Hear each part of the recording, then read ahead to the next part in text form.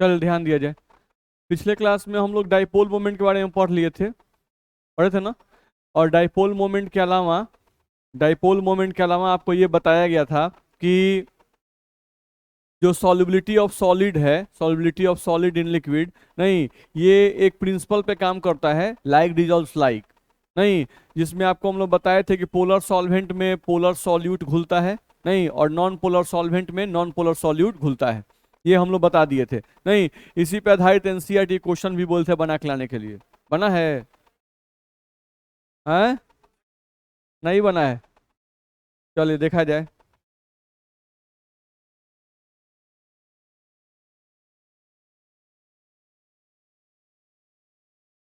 देखा जाए। एनसीईआरटी कुछ प्रॉब्लम दिया गया था, उन प्रॉब्लम्स को बना के देखा जाए। यही प्रॉब्लम शायद दिया गया था एक। देखें हम लोग, लिखा हुआ है विलायक आकर्षण बल के आधार पर निम्नलिखित को नॉर्मल ऑक्टेन की विलायता के बढ़ते क्रम में व्यवस्थित कीजिए। यही हम लोग क्वेश्चन था, ध्यान रखना है। तो अगर हम लोग का नॉर्मल ऑक्टेन लिखा हुआ है,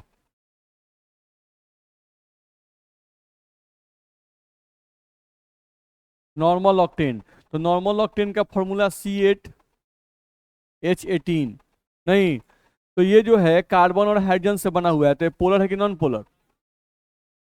ये आपका नॉन पोलर है, नहीं। अब हमको पता है कि नॉन पोलर में नॉन पोलर ही घुलेगा, ठीक है। तो हमारे पास अब पहला ऑप्शन दिया गया है साइक्लोहेक्सेन। पहला जो ऑप्शन है वो आपका है साइक्लोहेक्सेन। तो साइक्लोहेक्सेन का फॉर्मूला हम लोग जानते हैं। साइक्लोहेक्सेन जो होता है वो होता है C6H12, यही होता है, नहीं। तो साइक्लोहेक्सेन अगर C6H12 है तो ये पोलर है कि नॉन पोलर? ये आपका नॉन पोलर है। तो अगर ये आपका नॉन पोलर है तो निश्चित रूप से इसकी घुलनशीलता इसमें बहुत ज्यादा होगी। होगी कि नहीं होगी? क्योंकि हम लोग को बताया गया नॉन पोलर में नॉन पोलर भी घुलता है। ये भी तेल है और ये भी तेल है, ध्यान रखना है, नहीं। तो तेल में तेल मिक्स करेगा कि नहीं करेगा? करेगा।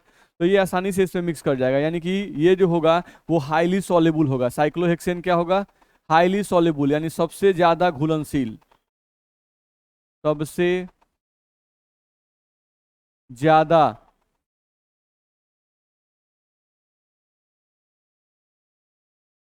सबसे ज्यादा घुलनशील इसको बोल सकते हैं। अब यहां से तुम देखोगे तुम्हारे पास दिया हुआ है KCl, दूसरा तुमको दिया हुआ है इसमें KCl। तो KCl जो है इसको जब पानी में डालते हैं तो ये टूट जाता है K+Cl-। तो ये धनायन और ऋणायन है, यानी क्या है? आयन।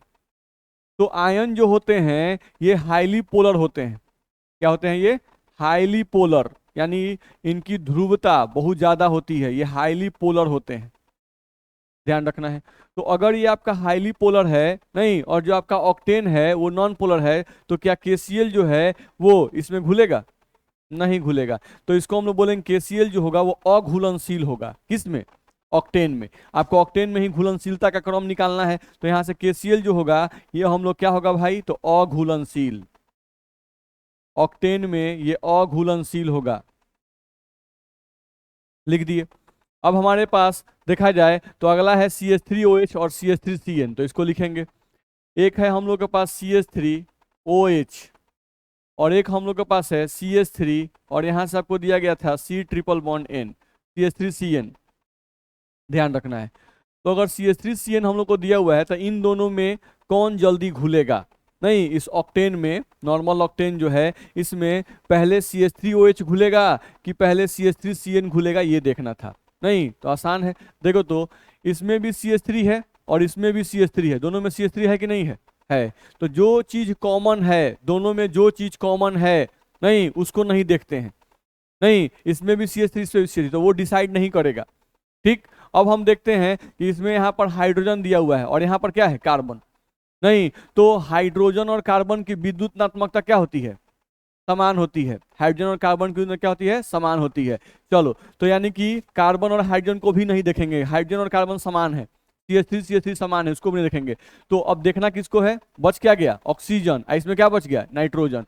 यानी ऑक्सीजन और नाइट्रोजन के आधार पर ही डिसाइड किया जाएगा, नहीं, कि कौन जल्दी घुलेगा नॉर्मल ऑक्टेन में। तो देखो तो हम लोग पढ़ चुके हैं, अगर यहाँ पर विद्युतनात्मकता की बात करें तो बताओ, नाइट्रोजन ऑक्सीजन में,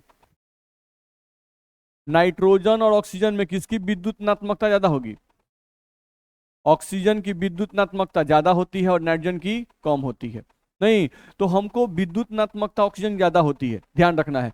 तो हम लोग डाइपोल मोमेंट जब पढ़ते हैं, जिसको म्यू से दर्शाते हैं, तो डाइपोल मोमेंट का फॉर्मूला क्या है? म्यू बराबर क्यू क्रॉस डी। क्या फॉर्मूला है? म्यू बराबर क्यू क्रॉस डी। तो क्यू क्या है? विद्युतनात्मकता का अंतर, यानी डाइपोल मोमेंट विद्युतनात्मकता के मान पर निर्भर करता है। नहीं, तो अगर ऑक्सीजन का विद्युतनात्मकता ज्यादा है तो इसका डाइपोल मोमेंट ज्यादा होगा, इसका डाइपोल मोमेंट कम होगा, यानी इसकी ध्रुवता ज्यादा होगी, इसकी ध्रुवता कम होगी। तो अगर कोई बोल रहा है कि भाई CH3CN दिया हुआ है और CH3OH दिया हुआ है, नहीं, तो आपको बताना है कि इन दोनों में ज्यादा ध्रुवीय कौन होगा?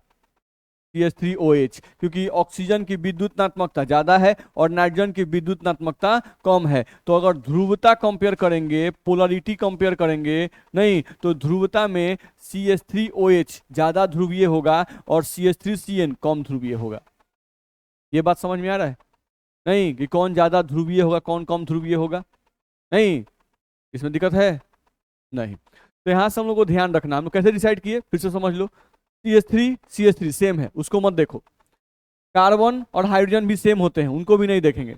आ गया नाइट्रोजन ऑक्सीजन। नाइट्रोजन और ऑक्सीजन में ऑक्सीजन की विद्युतनात्मकता ज्यादा, तो जिसकी विद्युतनात्मकता ज्यादा होती है वो ज्यादा ध्रुवीय होता है। नहीं, तो देखो ये ज्यादा ध्रुवीय हो गया, ये क्या हो गया? कम ध्रुवीय हो गया। अब जो ज्यादा ध्रुवीय होगा वो नॉर्मल ऑक्टेन में ज्यादा घुलेगा, कम घुलेगा? कम घुलेगा। नहीं, क्योंकि ये खुद अध्रुवीय है और ये ज्यादा ध्रुवीय है, तो ज्यादा ध्रुवीय वाला कभी भी अध्रुवीय में जल्दी नहीं घुलता है। नहीं, तो हम लोगों का और नॉर्मल ऑक्टेन में पहले ये घुलेगा, उसके बाद ये घुलेगा, ध्यान रखना है। तो हम लोग क्रम अगर लिखेंगे तो क्रम क्या होगा? सबसे पहले हम लोग का सबसे ज्यादा कौन घुलेगा? अगर हम लोग क्रम लिखें तो हम लोग का क्रम क्या आएगा? तो हम लोग का क्रम आएगा कि सबसे ज्यादा कौन घुलेगा? C6H12, ये सबसे पहले घुलेगा। नहीं, उसके बाद कौन घुलेगा? CH3CN। उसके बाद कौन घुलेगा? CH3OH। और सबसे लास्ट में कौन घुलेगा? KCl। KCl तो घुलेगा ही नहीं, क्योंकि आयनिक कंपाउंड है, आयनिक कंपाउंड हाईली पोलर होते हैं, ध्यान रखना है। नहीं, तो वो तो घुलेगा ही नहीं। बोलो, दिक्कत है इसमें? नहीं, तो इस तरह से ये क्रम हमको ध्यान रखना था। तो इस टाइप क्वेश्चन आपको एनसीईआरटी में दिया हुआ है, देख लो। एनसीईआरटी का ही क्वेश्चन है, क्वेश्चन नंबर 24। समझ में आया कि नहीं आया? इसके मन में कोई क्वेश्चन हो तो क्वेश्चन पूछ सकते हैं आप, देख लीजिए।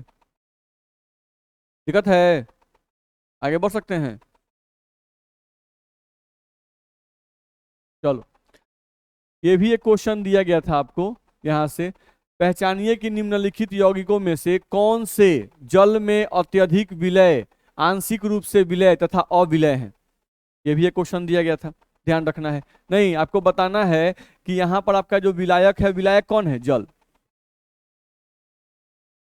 आपका यहां पर विलायक जल है, देख लो। पहचानिए कि निम्नलिखित यौगिकों में से कौन से जल में अत्यधिक विलय, तो जल हमारा क्या है? विलय, विलायक। अब जल में अत्यधिक विलय कौन है ये पहचानो। जल में आंशिक रूप से कौन विलय होगा? नहीं, और जल में अविलय कौन होगा, यानी कौन ऐसा है जो घुलेगा ही नहीं। नहीं, तो पहले जल हमारा विलायक हो गया। और जल का फॉर्मूला क्या होता है? ये पोलर की नॉन पोलर? पोलर। जल हम लोग का क्या है? पोलर है। तो अब अगर ये पोलर है तो पोलर में पोलर ही घुलेगा, ध्यान रखना है। पोलर में क्या घुलेगा? पोलर ही घुलेगा। नहीं, जो नॉन पोलर होगा वो इसमें कम घुलेगा, जो नॉन पोलर होगा वो इसमें कम घुलेगा या नहीं घुलेगा। जो पूरा का पूरा नॉन पोलर होगा वो तो घुलेगा ही नहीं। ठीक, तो चेक करते हैं। पहला हम लोग का फिनॉल लिखा हुआ है, ध्यान रखो। तो फिनॉल का फॉर्मूला हम कल लिखे थे, C6H5OH, ऐसा फॉर्मूला होता है फिनॉल का। तो इस फॉर्मूला में तुम ध्यान दोगे तो जो C6H5 है हमारा, ये हमारा क्या है? Non polar. C6H5 जो है ये हम लोगों का है नॉन पोलर, ध्यान रखना है। और ये जो OH वाला पार्ट है यही क्या है? पोलर। नहीं, तो फिनॉल एक ऐसा कंपाउंड है जिसमें अध्रुवीय भाग भी है और ध्रुवीय भाग भी है कि नहीं है? ध्यान रखना है। तो कोई पूछता है कि भाई बताओ, फिनॉल जो है वो जल में अत्यधिक विलय है कि आंशिक विलय है कि अविलय है? आंशिक विलय है। हम लोग क्या बोलेंगे? आंशिक। नहीं, क्योंकि इसमें ठीक है पोलर वाला भाग है, लेकिन पूरा भाग पोलर है क्या?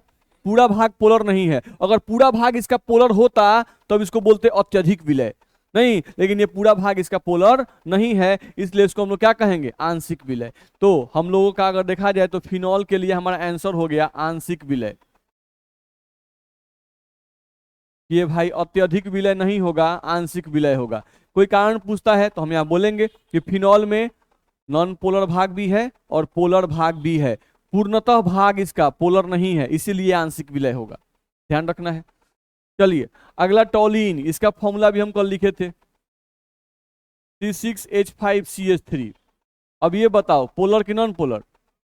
Non polar. ये तो पूरा का पूरा कार्बन हाइड्रोजन से ही बना हुआ है, इधर वाला भाग भी पूरा कार्बन हाइड्रोजन से है, तो ये पार्ट भी आपका नॉन पोलर नहीं। हम आपको याद करवाए थे कि कार्बन हाइड्रोजन वाला भाग क्या होता है? Non polar. तो ये भी कार्बन हाइड्रोजन का भाग, तो ये भी नॉन पोलर, तो पूरा का पूरा मॉलिक्यूल नॉन पोलर है। और पानी जो है वो पोलर होता है नहीं। तो अब बताओ कि ये जल में अत्यधिक विलय होगा, आंशिक विलय होगा कि अविलय होगा? अविलय होगा। ये तो घुलेगा ही नहीं जल में, नहीं, क्योंकि ये पूरा कार्बन हाइड्रोजन से बना है, तो एक प्रकार का ये तेल है, और तेल जो होता है पानी में क्या होता है? अविलय होता है। तो इसका आंसर हमारा क्या आएगा? अविलय।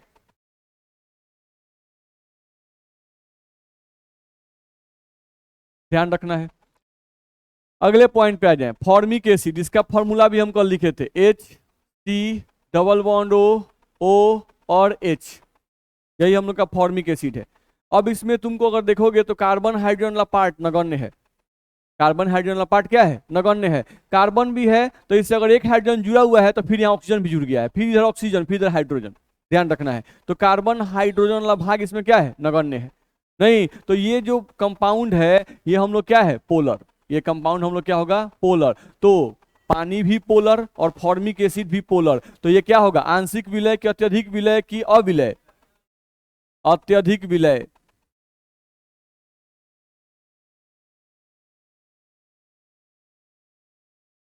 ध्यान रखना है। ठीक, अब यहां से हम लोग का आ गया एथिलीन ग्लाइकॉल, इसका भी फॉर्मूला हम कल लिखे थे आपको, CH2OH और लिखे थे CH2OH। नहीं, तो ये क्या होगा? आंशिक विलय होगा। ध्यान रखना है। क्यों आंशिक विलय बोल रहे हैं? क्योंकि इसमें नॉन पोलर भाग भी है और पोलर भाग भी है। ध्यान रखना है। तो इसका आंसर क्या आएगा? आंशिक विलय।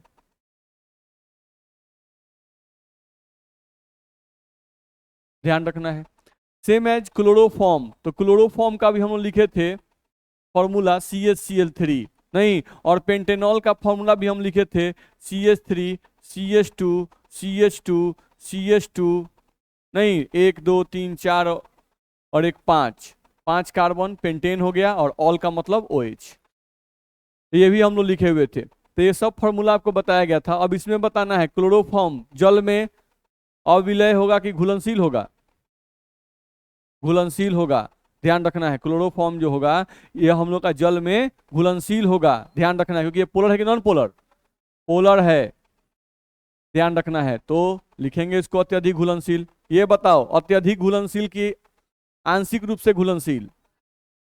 आंशिक रूप से घुलनशील, क्योंकि इतना बड़ा पार्ट जो है, इतना बड़ा पार्ट वो क्या है? Non polar.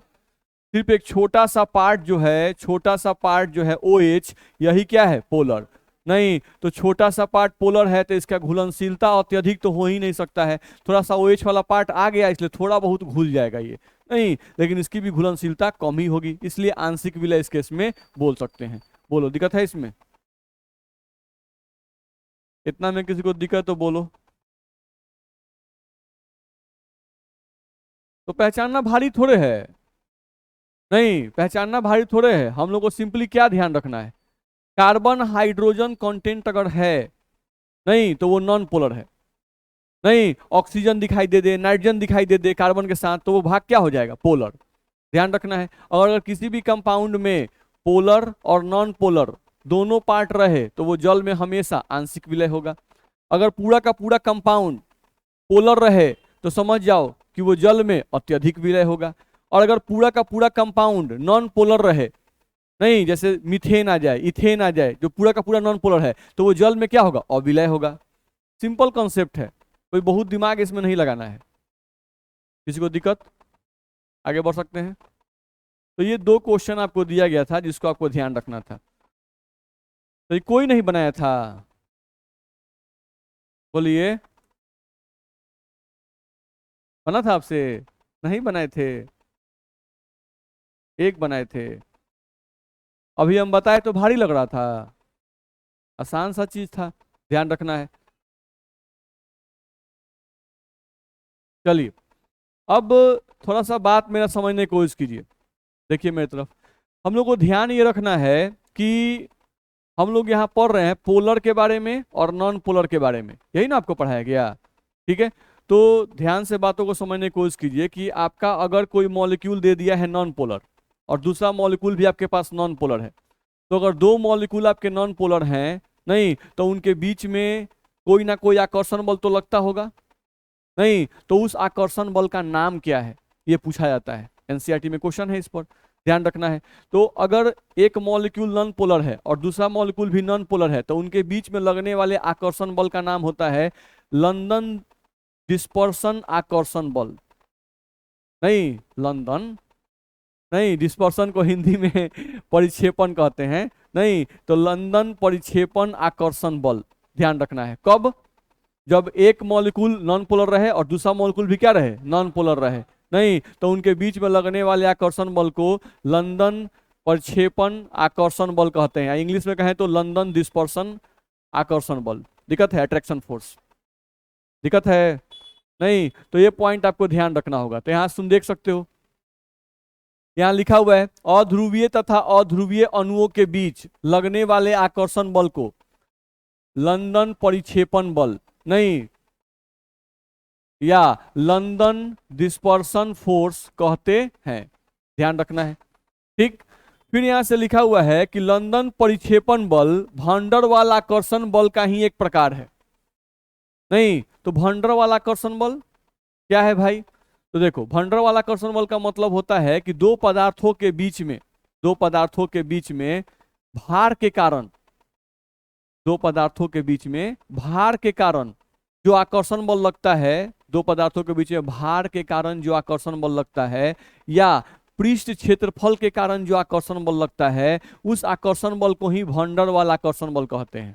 ध्यान रखना है। जैसे मान लो यहाँ पर एक पेन है, नहीं, और मान लो कि ये हम लोग का है, नहीं ये आपका रखा हुआ है माउस, तो यहाँ पर हम लोग का ये कलम रख दिए, नहीं तो इस पेन का अपना कुछ मास होगा, इस माउस का भी अपना कुछ मास होगा, नहीं तो इन दोनों का अपना कुछ मास है, तो इस मास के कारण इनके बीच में कोई आकर्षण बल लग रहा है कि नहीं लग रहा है? लग रहा है। हाँ, वो आकर्षण बल बहुत ही कमजोर है, वो आकर्षण बल इतना कमजोर है कि ये पेन और ये आपस में चिपक नहीं पा रहे हैं, नहीं, लेकिन इनके बीच में आकर्षण बल तो लग रहा है। नहीं तो भार के कारण, मास के कारण दो वस्तुओं के बीच में जो आकर्षण बल लगता है उसको कहते हैं van der Waals आकर्षण बल, ठीक। दूसरा हम कह लें कि surface area, van der Waals आकर्षण बल जो है ये सरफेस एरिया पर भी निर्भर करता है, पृष्ठ क्षेत्रफल पर। जैसे मान लो ये मेरा एक हाथ है और ये भी मेरा एक हाथ है, दो हाथ है, जितना इसका वजन है उतना ही इसका भी वजन है, दोनों का वजन समान है, दोनों के बीच में कोई ना कोई आकर्षण बल लग रहा है इनके मास के कारण, नहीं, ठीक। अब इन दोनों को हम ऐसे सटा दिए तो इनका पृष्ठ क्षेत्रफल यही ना चिपक रहा है आपस में, ठीक। तो इनके बीच van der Waals आकर्षण बल हम लिख लिए कि भाई इनके बीच van der Waals आकर्षण बल 10 न्यूटन का बल लग रहा है इनके बीच में, मान लिए, नहीं, अच्छा इसी को हम ऐसे चिपका दिए तो इनका ज्यादा सरफेस एरिया, ज्यादा पृष्ठ क्षेत्रफल आपस में कांटेक्ट में आ रहा है कि नहीं आ रहा है? आ रहा है। तो जब ज्यादा सरफेस एरिया कांटेक्ट में आया तो यहाँ पर van der Waals आकर्षण बल का मान बहुत ज्यादा हो जाएगा, नहीं तो van der Waals आकर्षण बल निर्भर करता है कि दो वस्तुओं के बीच में लगने वाला van der Waals आकर्षण बल निर्भर करता है कि दो वस्तुओं का कितना सरफेस एरिया आपस में कांटेक्ट में आता है। अगर कम सरफेस एरिया कांटेक्ट में आएगा तो van der Waals force of attraction कमजोर होगा, और कमजोर सबसे ज्यादा, नहीं तो जितना ही ज्यादा सरफेस एरिया आपस में सटेगा van der Waals आकर्षण बल उतना ही ज्यादा होगा। दिक्कत है?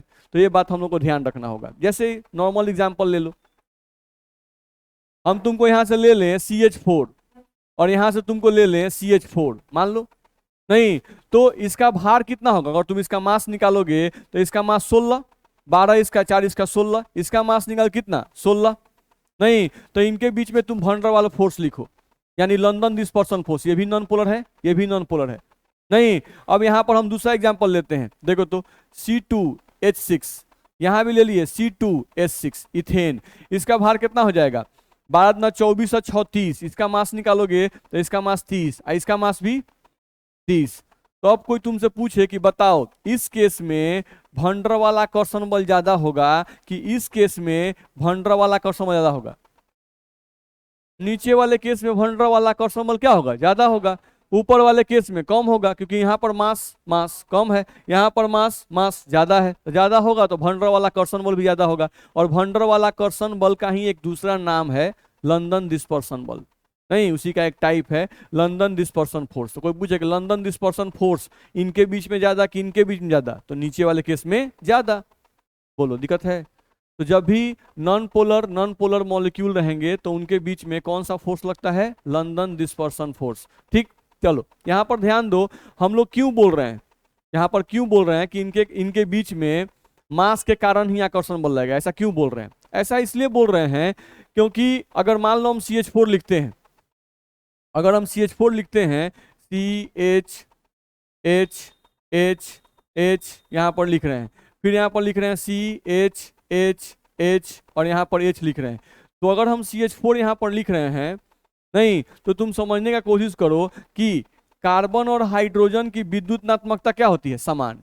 तो अगर कार्बन हाइड्रोजन की विद्युतनात्मकता समान होती है तो क्या इन पर कोई आवेश उत्पन्न होगा? नहीं होगा। आवेश उत्पन्न कब होता है? नहीं, जब विद्युतनात्मकता का अंतर हो, एक परमाणु ज्यादा विद्युतनात्मक हो, एक परमाणु कम विद्युतनात्मक हो। नहीं, तो उस केस में इलेक्ट्रॉन एक परमाणु खींचता है, तो खींचेगा तो एगो पर ऋण आवेश, एगो पर धन आवेश। लेकिन क्या यहाँ पर कोई इलेक्ट्रॉन का खिंचाव होगा? नहीं, क्योंकि दोनों की ताकत क्या है, समान। दोनों की ताकत क्या है, समान। सबकी ताकत क्या है, समान। तो ताकत समान है, तो यहाँ पर CH4 पर कोई आवेश उत्पन्न नहीं होगा, इस पर भी कोई आवेश उत्पन्न नहीं होगा। तो जब आवेश उत्पन्न नहीं होगा तो इनके बीच में इलेक्ट्रोस्टैटिक फोर्स ऑफ अट्रैक्शन, जिसको आप बोलते हैं स्थिर वैद्युत आवेश, क्या इनके बीच में वो आकर्षण बल लगेगा? इलेक्ट्रोस्टैटिक फोर्स ऑफ इनके बीच में नहीं लगेगा, ध्यान रखना है। तो इनके बीच में मास के कारण ही आकर्षण बल लगेगा। बोलो दिक्कत है? चलो, तो सेम चीज यहां लिखा हुआ है I2 तथा CCl4, तो हम पढ़ चुके हैं I2 भी नॉन पोलर है और CCl4 भी क्या है, नॉन पोलर। तो ये भी नॉन पोलर, ये भी नॉन पोलर, तो इनके बीच में लगने वाले आकर्षण बल का नाम क्या होगा, लंदन डिस्पर्सन आकर्षण बल। तो वही हम लोग बोल सकते हैं, ध्यान रखना है। चलो अब अगले पॉइंट पे आ जाओ। अगला लिखा हुआ है, तुम ध्यान से देखो तो यहाँ पे लिखा हुआ है ध्रुवीय तथा ध्रुवीय। यहाँ लिखा हुआ है ध्रुवीय तथा ध्रुवीय अणुओं के बीच लगने वाले आकर्षण बल को द्विध्रुवीय आकर्षण बल यानी डाइपोल डाइपोल, इंग्लिश में कहें तो डाइपोल डाइपोल अट्रैक्शन कहते हैं। ध्यान रखना है, यानी आपका पोलर मॉलिक्यूल कोई दे दे और पोलर मॉलिक्यूल कोई दे दे। जैसे एग्जांपल के लिए मान लो आपको हम दे दिए H2O, नहीं तो H2O कैसा मॉलिक्यूल है, पोलर। और आपको हम दे दिए NH3, तो NH3 भी कैसा मॉलिक्यूल है, पोलर। अब अगर ये दोनों मॉलिक्यूल पोलर है, नहीं तो एक दूसरे में घुलेगा कि नहीं घुलेगा, घुलेगा, पक्का घुलेगा भाई। नहीं तो इनके बीच में लगने वाले आकर्षण बल का नाम क्या है, तो इनके बीच में लगने वाले आकर्षण बल का नाम है द्विध्रुवीय आकर्षण बल। द्विध्रुवीय आकर्षण बल, इनके बीच के आकर्षण बल को कहेंगे द्विध्रुवीय आकर्षण बल। ध्यान रखना है, ठीक। जैसे उसी का एग्जांपल दिया हुआ है मिथेनॉल, तो मिथेनॉल को अगर लिखेंगे तो मिथेनॉल होता है CH3OH। एक लिखा हुआ है एसीटोन, तो एसीटोन का मतलब होता है CH3 C double bond O और CH3। नहीं, ध्यान रखना है। अब मिथेनॉल दिया हुआ है और एसीटोन दिया हुआ है, ध्यान रखना है। और आपसे बोल रहा है नहीं कि इनके बीच में लगने वाला आकर्षण बल क्या होगा, तो OH प्रेजेंट होने के कारण से ये मॉलिक्यूल भी पोलर है। नहीं, यहां भी C डबल बॉन्ड O उपस्थित होने के कारण से ये मॉलिक्यूल भी क्या है, पोलर है, ध्यान रखना है। नहीं तो अगर ये दोनों पोलर हैं तो इनके बीच में लगने वाला आकर्षण बल फिर वही डाइपोल डाइपोल आकर्षण बल, यानी द्विध्रुवीय आकर्षण बल। मेरी बात समझ में आ रही है? नहीं, अब जैसे एक दिमाग में क्वेश्चन किसी बच्चे के आ सकता है कि सर इसमें तो नॉन पोलर पार्ट भी है, पोलर पार्ट भी है। नहीं, इसमें भी सर देखिए नॉन पोलर पोलर पार्ट भी है। नहीं, फिर भी सर आप इसको पोलर बोल रहे हो, इसको भी आप पोलर बोल रहे हो। नहीं, तो केयर करना है कि जो पोलर वाले पोर्शन होते हैं वो कम रहें, नहीं कम रहें, फिर भी वो मॉलिक्यूल को पोलराइज करने की कोशिश करते हैं। उनकी संख्या कम होगी तब भी वो मॉलिक्यूल को पोलर बना देते हैं। हाँ, अत्यधिक पोलर नहीं बना सकते हैं, नहीं, लेकिन उस मॉलिक्यूल को वो पोलर में कन्वर्ट कर देते हैं। ध्यान रखना है। जैसे मान लो कार्बन का कोई कितना भी बड़ा लंबा चेन ले लो, कार्बन का कितना भी बड़ा लंबा कार्बन चेन ले लो और उसमें एगो छोटा सा बस OH लगा दो, नहीं, खाली एगो OH लग जाने से वो पूरा का पूरा लंबा कार्बन चेन अल्कोहल कहलाने लगता है। नहीं, इसका मतलब हुआ कि कार्बन कंटेंट है 10 को, एगो छोटा सा भी OH लग गया तो हम कहते हैं क्या, डेकेनॉल। 10 कार्बन को डेक, नहीं, और अल्कोहल लग गया, OH खाली छोटा सा पार्ट लग गया तो कहते हैं ऑल, डेकेनॉल। तो डेक हो गया 10 कार्बन को, नहीं, और ऑल हो गया अल्कोहल को। तो एक छोटा सा अल्कोहल जुड़ जाने से उस पूरे कार्बन चेन के प्रॉपर्टी को वो चेंज करने लगता है। मेरी बात समझ में आ रही है? नहीं, नहीं तो ऐसा होता, हम लोग ऐसा बोलते कि ना 10 गो कार्बन है, आप एगो OH लगा रहे हैं, नहीं 10 गो कार्बन है और उसमें एगो OH आप लगा रहे हैं। ध्यान रखना है। तो सर कार्बन की संख्या ज्यादा है तो कार्बन को हावी होना चाहिए, लेकिन कार्बन हावी नहीं होता है, फंक्शनल ग्रुप हावी हो जाते हैं। ध्यान रखना है। देख रहे हो यहाँ लिखा हुआ है एसीटोन, सोचो कार्बन कय गो था, 3 गो, तो 3 गो कार्बन को प्रोपेन कहता, नहीं, लेकिन एगो ऑक्सीजन खाली कार्बन से लग गया तो ये कीटोन बन गया। क्या बन गया? कीटोन बन गया। यानी एगो ऑक्सीजन आके तीनों कार्बन चेन के प्रवृत्ति को बदल दिया, नहीं बदल दिया? बस में आ रहा है ना? नहीं, तो केयर करना है। तो डिपेंड करता है कि आप कितने पावरफुल हैं, ध्यान रखना है। नहीं होता है आप कहीं भी कोई बहुत बड़ा नेता ही हो या कोई पुलिस स्टेशन ही है, चल जाइए तो नॉर्मली सब लोग बैठे हुए हैं, नहीं ISP है, अगर थाना में घुस जाए तो क्या होगा? सब लोग का स्थिति एकदम खराब हो जाएगा, सब लोग एकदम स्ट्रिक्ट हो जाएंगे, सब लोग एकदम बैठ जाएंगे बढ़िया से, सब लोग एकदम खड़ा हो जाएंगे। ऐसा होता है कि नहीं? तो सिचुएशन चेंज होती है, सिर्फ एक आदमी के घुसने से ही नहीं, वो पूरे परिस्थिति को बदल दिया, जबकि वो आदमी ये है। बस में आ रहा है ना? नहीं, लेकिन चेंज कर दिया। तो सेम वैसे ही ये फंक्शनल ग्रुप जो है पूरे कार्बन के प्रॉपर्टी को चेंज कर देते हैं, इसलिए इनको हम लोग नॉन पोलर नहीं कहेंगे, पोलर ही कहेंगे, पोलर ही कहेंगे। हाँ, इनको हाईली पोलर नहीं कहेंगे, हाईली पोलर नहीं कहेंगे, नहीं, लेकिन इनमें पोलर गुण आ गया। दिक्कत है? तो इनके बीच में लगने वाला आकर्षण बल क्या कहलाएगा? द्विध्रुवीय, द्विध्रुवीय आकर्षण बल। बोलो, इतना में दिक्कत है? हाँ, तभी पोलर ही होगा वो। पोलर हमेशा हावी हो जाता है नॉन पोलर पर, नहीं। यानी तुम्हारे कहने का मतलब है कि सर यहाँ कार्बन हम ले लिए CH2, यहाँ पर C, यहाँ पर C, यहाँ पर C मान लिए, हम यहाँ भी OH लगा दें, यहाँ भी OH लगा दें, ऊपर भी OH लगा दें, यहाँ भी OH लगा दें, यहाँ भी OH लगा दें, नहीं, तो ये पोलर बहुत ज्यादा हो गया। अब इसकी घुलनशीलता अत्यधिक हो जाएगी, इससे भी बहुत ज्यादा जल्दी घुल जाएगा ये, नहीं। यानी जैसे जैसे पोलर पार्ट बढ़ता जाएगा, जैसे जैसे पोलर पार्ट बढ़ता जाएगा उसकी जल में घुलनशीलता बढ़ती चली जाएगी, नहीं। यानी जो घुलने का समय है, घुलनशीलता बढ़ने का मतलब क्या होता है? जैसे हम एक चम्मच में चीनी ले लिए और एक चम्मच में नमक ले लिए, तो चीनी या नमक में चीनी का फॉर्मूला होता है C12H22O11 होता है।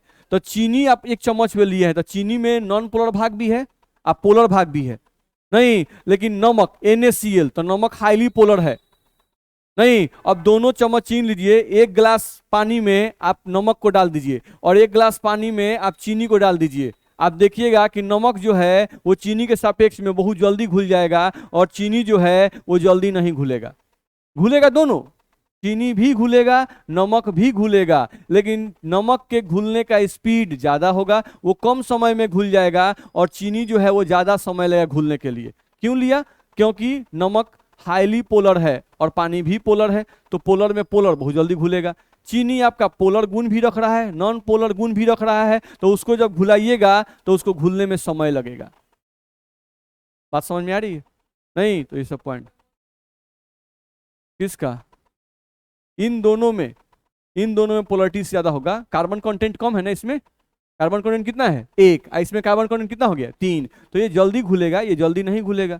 ये तो जग जाहिर है। कितना लोग आप सुने होंगे कि शराब में पानी लोग मिला मिला के पीते हैं, नहीं, तो ये पूछने वाला बात है।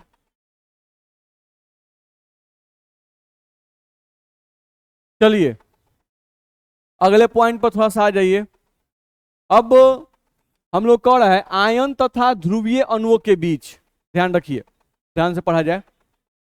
यहां लिख रहा है आयन तथा ध्रुवीय अणुओं के बीच लगने वाले आकर्षण बल को आयन द्विध्रुवीय आकर्षण बल कहते हैं।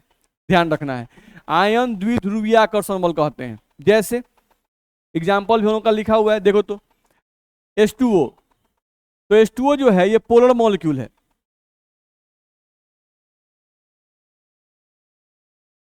पोलर मॉलिक्यूल है।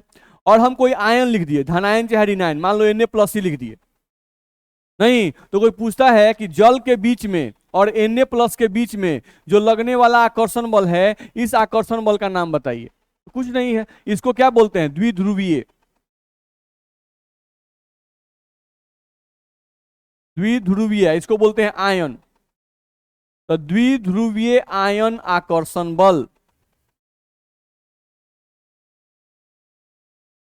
इसको हम लोग बोलेंगे द्विध्रुवीय आयन आकर्षण बल। बोल सकते हैं आयन को आयन कहना है, और जो पोलर मॉलिक्यूल होते हैं उनको डाइपोल भी कहते हैं, यानी द्विध्रुवीय भी कहते हैं। तो यहाँ पे हम लोग कहेंगे द्विध्रुवीय आयन आकर्षण बल। बोलो दिक्कत है? तभी वही आयन जो होते हैं वो तो प्लस में भी रहते हैं और माइनस में रहते हैं, तो प्लस को भी आयन ही कहना है और माइनस को भी आयन ही कहना है। नहीं, और जो पोलर होंगे उनको द्विध्रुवीय कहना है, तो द्विध्रुवीय आयन आकर्षण बल, चाहे यहाँ पर प्लस रहे चाहे यहाँ पर माइनस रहे।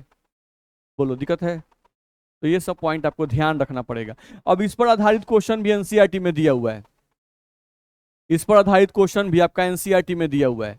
नहीं, इस क्वेश्चन को आप देखो, यहाँ लिख रहा है निम्नलिखित युग्मों में उपस्थित सबसे महत्वपूर्ण अंतर आणविक आकर्षण बल का सुझाव दें। नहीं, आपको आकर्षण बल का सुझाव देना है, यानी आपको बताना है कि कौन सा आकर्षण बल लगेगा।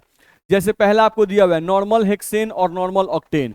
तो हेक्सेन का फॉर्मूला C6H14, ऑक्टेन का फॉर्मूला C8H18। नहीं तो पहले पहचानो कि ये पोलर है कि नॉन पोलर? Non polar. तो आपका C6H14 भी आपका नॉन पोलर है। नहीं, और ये भी आपका नॉन पोलर है। तो नॉन पोलर और नॉन पोलर के बीच में लगने वाले आकर्षण बल का नाम बताना है, तो क्या होगा? लंदन परिक्षेपण कहिए चाहे लंदन डिस्पर्सन फोर्स, इंग्लिश में बोले तो लंदन डिस्पर्सन फोर्स, या हिंदी में बोले तो वही लंदन परिक्षेप लिखा रहता है, या परिक्षेपण भी पढ़ सकते हैं आप, लंदन परिक्षेप बल बोल सकते हैं। ध्यान रखना है। चलिए I2 लिखा है, पोलर की नॉन पोलर? Non polar. और CCl4 लिखा है, पोलर की नॉन पोलर?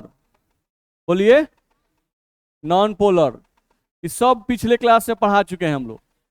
अब इनके बीच में लगने वाला आकर्षण बल क्या होगा? London dispersion force. दिक्कत है? बोल सकते हैं।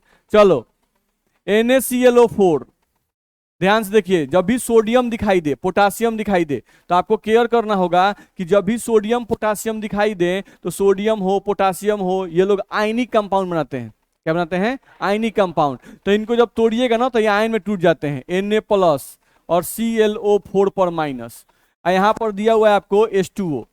नहीं तो देख लीजिए, यहाँ पर ये हो गया आपका पोलर और ये हो गया आयंस। तो इनके बीच में लगने वाले आकर्षण बल क्या कहेंगे?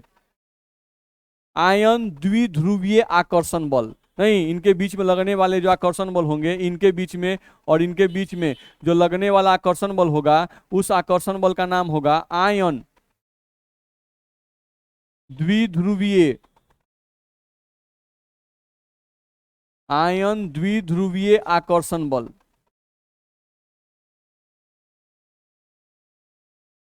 ध्यान रखना है। तो इस तरह से आप इस आकर्षण बल का नाम दे सकते हैं। बोलो दिक्कत है? तो ये भी आप बोल सकते हैं। चलो अगले पॉइंट पे आ जाओ। हम लोग को लिख रहा है मिथेनॉल तथा एसीटोन। तो अभी जस्ट एग्जांपल लिए थे, मिथेनॉल और एसीटोन। तो OH हो जाने के कारण से ये भी पोलर है, और सी डबल बॉन्ड हो जाने से ये भी पोलर हो गया, तो इनके बीच में लगने वाला आकर्षण बल कौन सा होगा? डाइपोल डाइपोल बोलो, या हिंदी में बोले तो द्विध्रुवीय, द्विध्रुवीय आकर्षण बल।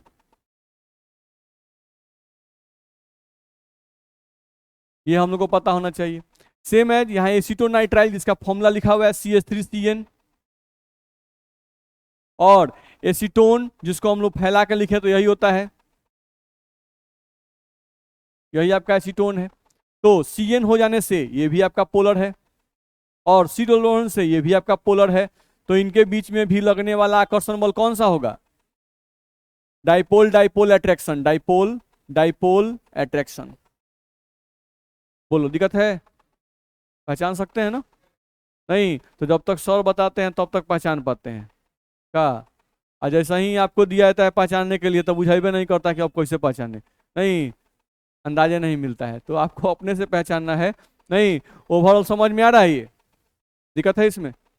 चल आगे बढ़ सकते हैं। तो इस तरह से देखा जाए तो किसी भी विलयन को अगर बनाना है तो विलयन बनाने के लिए, नहीं, अगर आपको एक विलायक और एक विलय दिया हुआ है और कहा जाए कि बताओ बाबू एक विलायक है एक विलय है, तो इससे विलयन बना पाएंगे कि नहीं बना पाएंगे? नहीं, तो पहले आपको चेक करना पड़ेगा कि दोनों जो विलायक और विलय दिए गए हैं ये दोनों का गुण मैच कर रहा है कि नहीं। नहीं, पोलर पोलर है, नहीं तो विलयन बनेगा, नॉन पोलर है तो विलयन बनेगा, नहीं अगर एक पोलर है एक नॉन पोलर है तो विलयन नहीं बनेगा। तो ये आपको पहचानने आना चाहिए। आप ये पहचान कह सकते हो तो डाइपोल मोमेंट से। तो डाइपोल मोमेंट हम लोग पढ़े हैं कि नहीं पढ़े? पढ़े। तो ये सब पॉइंट आपको ध्यान रखना पड़ेगा। चलो आगे बढ़े हम लोग।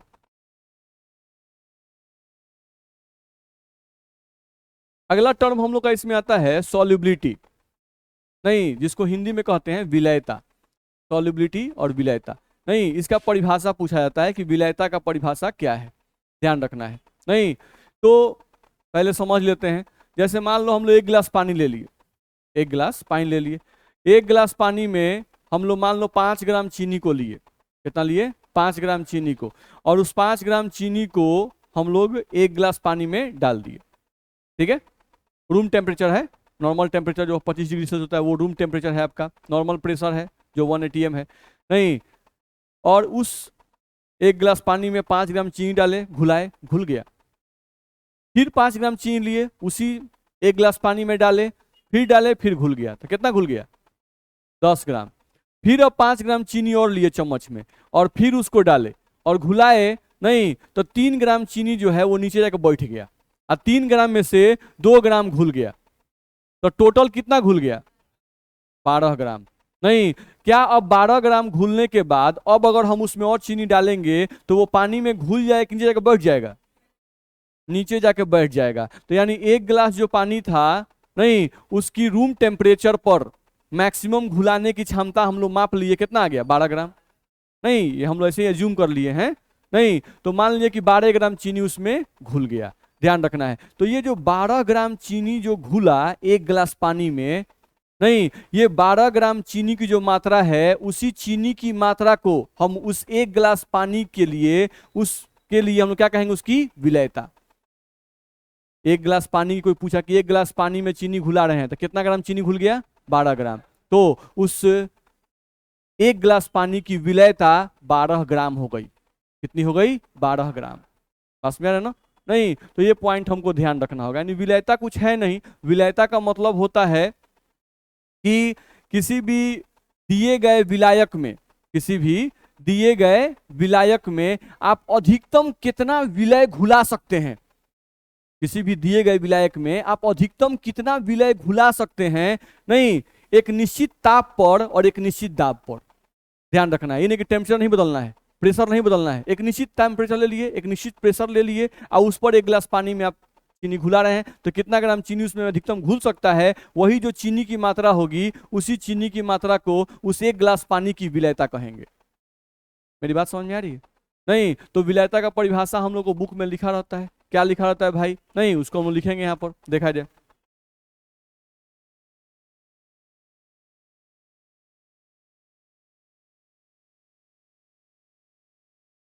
निश्चित ताप पर, निश्चित ताप तथा निश्चित दाब पर, ऐसा लिखा जाए।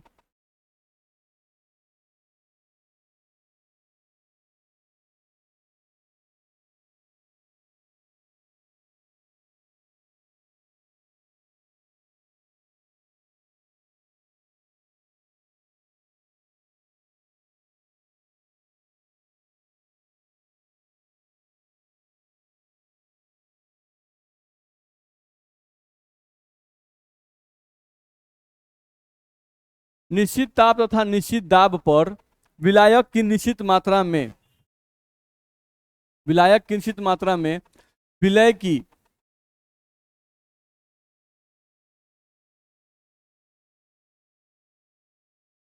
विलय की वह अधिकतम मात्रा,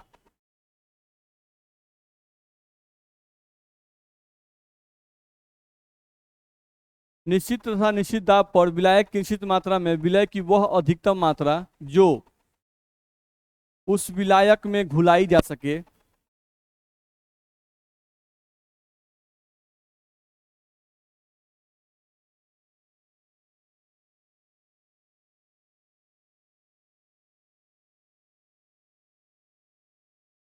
विलय के उसी मात्रा को, विलय के उसी मात्रा को उस विलयन की विलयता कहते हैं।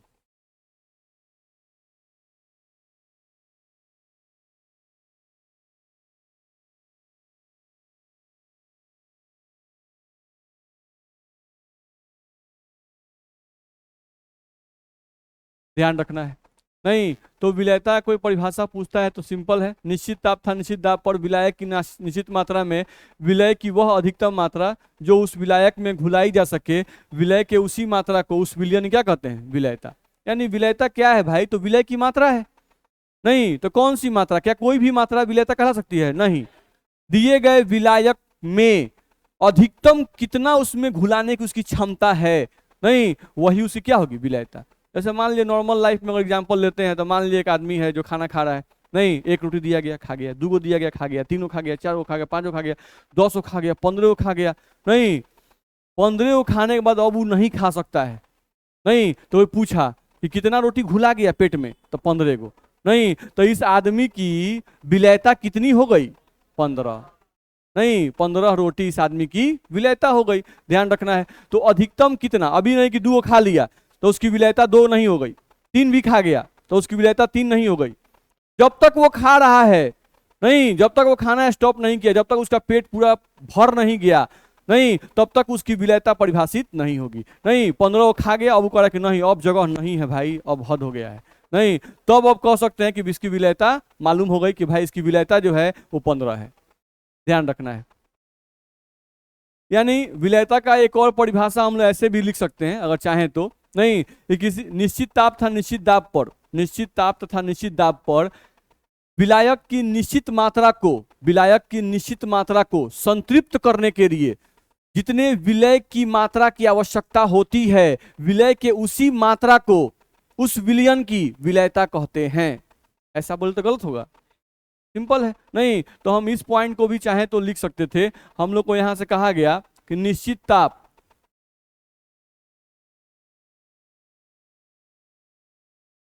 तथा निश्चित दाब, निश्चित ताप था निश्चित दाब पर विलायक की निश्चित मात्रा को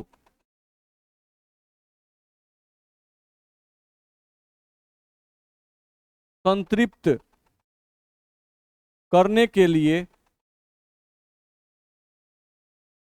विलय की, विलय की जितनी मात्रा की आवश्यकता होती है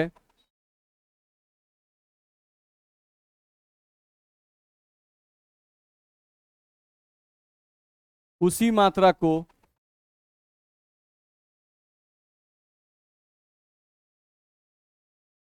उस विलयन की विलयता कहते हैं।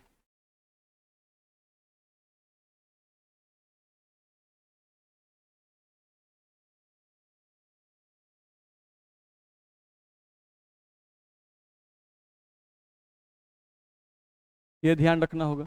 नहीं तो विलयता का परिभाषा देना मुश्किल है कि आसान है? आसान है, आसानी से दे सकते हैं, कोई इसमें दिक्कत नहीं है। चलो अगले पॉइंट पे थोड़ा आ जाए। यहां से कहा जा रहा है कि हमें सिर्फ द्रव्यीय विलयन के बारे में पढ़ना है। यहाँ एक पॉइंट लिखा हुआ है कि हमें सिर्फ द्रव्यीय विलयन के बारे में पढ़ना है। आप याद करो, हम लोग तीन प्रकार का भौतिक अवस्था के आधार पर विलयन को हम लोग बांटे थे, द्रव्यीय विलयन, ठोस विलयन और गैसीय विलयन। अब द्रव्यीय विलयन में तीन गो था, द्रव्य में द्रव्य, द्रव्य में ठोस, द्रव्य में गैस। नहीं, सेम एज जो ठोस विलयन था उसमें भी तीन था, ठोस में ठोस, ठोस में द्रव्य, ठोस में गैस। वैसे ही गैसीय विलयन में भी तीन पढ़े थे। नहीं, गैस में गैस, गैस में ठोस और गैस में द्रव्य। तो इसके आधार पर देखा जाए तो 9 टाइप हो गया।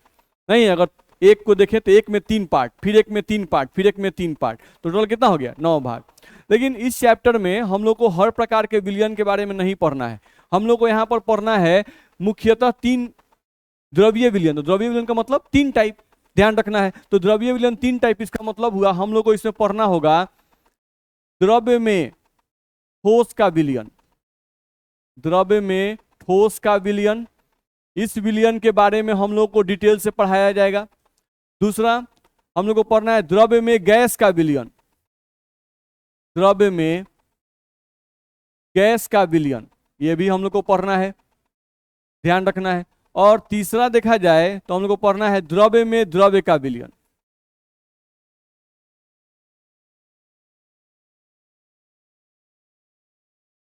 ध्यान रखना है। तो ये 3 प्रकार के विलयन के बारे में हम लोग को पढ़ना है, तो ये पॉइंट ध्यान रखिएगा। नहीं, अब चलिए, जैसे यहाँ एक बर्तन बनाया हुआ है, बर्तन में यहाँ लिखा हुआ है ए और यहाँ लिखा हुआ है बी। तो ए जो है इसको हम मानेंगे कि ए हमारा विलायक है। जब भी कभी बुक में भी आपको ए और बी लिखा हुआ दिखाई दे तो जनरली बुक में भी ए को विलायक मानता है और बी को क्या मानता है? विलय मानता है। क्योंकि बार बार विलायक और विलय नहीं लिखना पड़े इसलिए बुक ऐसे करता है। नहीं, हम ए लिख दिए तो आप समझ जाइए कि विलायक, बी लिख दिए समझ जाइए विलय। क्या सर समझ में आ रहा है? तो लास्ट में बैठे हैं तो आपको देह में बार बार दर्द काहे हो रहा है? अब उधर देख रहे हैं, बताइए, उनके देह में बहुत दर्द है।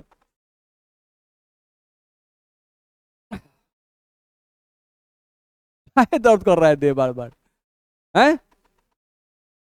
चलिए ध्यान दीजिए, यहाँ क्लियर करें। तो ए हो गया विलायक और बी हो गया विलय। नहीं, तो विलायक और विलय, तो देखो ध्यान दो, हम लोग कहा जा रहा है कि कोई भी जो विलयन होता है उसमें 3 प्रकार का आकर्षण बल लगता है। किसी भी विलयन में 3 प्रकार का आकर्षण बल लगता है। नहीं, एक होता है विलायक विलायक के बीच का आकर्षण बल, एक होता है विलय विलय के बीच का आकर्षण बल, और एक होता है विलायक और विलय के बीच का आकर्षण बल। नहीं, तो उसी को लिखा रहता है कि किसी भी विलयन में 3 प्रकार का आकर्षण बल लगता है। एक होता है ए मतलब विलायक, विलायक विलायक आकर्षण बल। एक आपका होता है विलायक विलायक आकर्षण बल, पहला। दूसरा हम लोग का होता है ए बी विलायक विलय आकर्षण बल, और तीसरा हम लोग का होता है विलय विलय आकर्षण बल। ध्यान रखना है, इतना में दिक्कत है? नहीं, अब अगले क्लास में हम लोग इसी आकर्षण बल को ढंग से फिर से पढ़ेंगे, ठीक है?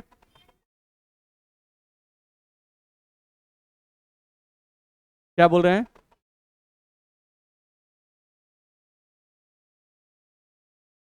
क्वेश्चन नहीं समझ रहे हैं, क्या बोल रहे हो? बिली ये विलयन का परिभाषा नहीं है।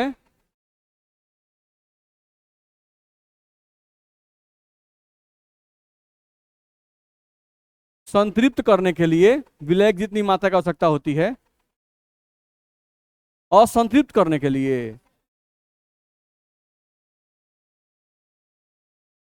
अच्छा एक मिनट, हम डिस्कस कर ले रहे हैं।